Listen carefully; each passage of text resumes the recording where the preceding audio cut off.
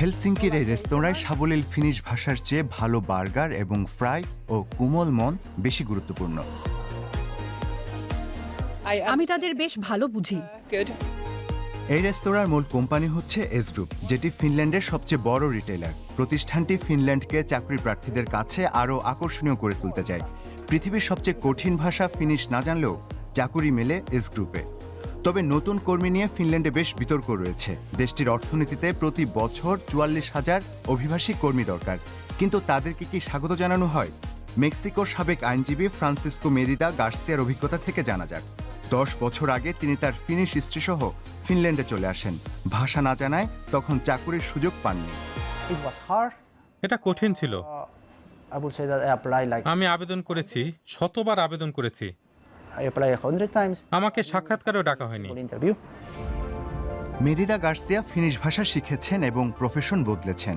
Fast food শিল্পে একেবারে তলা থেকে শুরু করেছেন, এখন ম্যানেজার। এস গ্রুপে ভাষা জানার বাধ্যবাধকতা না থাকায় তিনি তার মতো অনেককে নিয়োগ দিতে পারছেন। এস গ্রুপের মানব সম্পদ প্রধান হেনে লেহুতুভির এই নীতিকে সমর্থন করেন। প্রতিষ্ঠানটির ম্যাগাজিনের প্রচ্ছদে মেরিদা গার্সিয়ার গল্প তুলে ধরা হয়েছে, যাতে বিদেশি কর্মীরা তাদের গুরুত্ব বুঝতে পারেন এবং নতুনরা যোগ দিতে আগ্রহী হন। আমরা জানি যে ভবিষ্যতে সেবা খাতে কাজ করার মতো পর্যাপ্ত কর্মী পাওয়া যাবে না। সুতরাং আমাদেরকে অবশ্যই বিভিন্ন দেশ থেকে ফিনল্যান্ডে কর্মী আনতে, নিজেদেরকে আরও উন্নত করতে ও শিখতে হবে।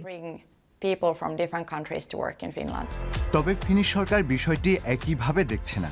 এটি নতুন এক আইন করতে যাচ্ছে, যাতে কোনো বিদেশি কর্মী চাকরি হারানোর ৩ মাসের মধ্যে দেশটি ছেড়ে যেতে বাধ্য হন। পেসি সাউকোনেন হেলসিঙ্কির একজন অভিবাসন বিশেষজ্ঞ।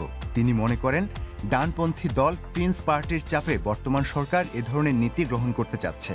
দলটি অভিবাসী কর্মী এবং আশ্রয় প্রার্থীদের মধ্যে পার্থক্য করতে পারছে না। ফিন্স পার্টি আসলে কঠোরভাবে শরণার্থী, অভিবাসন বিরোধী।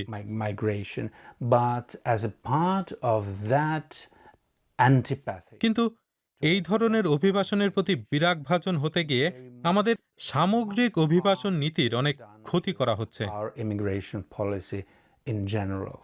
বিদেশিদের ভাষা জ্ঞান এবং আত্মবিশ্বাস বাড়াতে ড্রপ ইন ফিনিশ ক্লাসের আয়োজন করা হয়েছে। হিসাবরক্ষক লুসিয়া ইন্দ্রেন গত ২ দশকের মধ্যে প্রথমবারের মতো বেকার হয়েছেন। নতুন চাকুরির আবেদনে এখনও সাবলীল ফিনিশ ভাষা চাই বলে জানান তিনি। পরিস্থিতি খুব একটা সহজ নয়, কিন্তু আমি সেজন্য আশা ছেড়ে দিতে পারি না। ফলে যেখানে যা পাচ্ছি করছি। শিশু জন্মহার কমে যাওয়ায় চাপে রয়েছে ফিনল্যান্ড। তাই ফিনদের দেশটির অর্থনীতি এবং সামাজিক ব্যবস্থা ধরে রাখার বাস্তব পদক্ষেপ ভাবা উচিত। কারণ বসবাসের এবং চাকুরির জন্য আদর্শ স্থান হিসেবে বিবেচিত ফিনল্যান্ডের ভাবমূর্তি বদলে যাচ্ছে। এক সমীক্ষা জানাচ্ছে, দেশটির প্রতি প্রবাসীদের আগ্রহ পড়তির দিকে।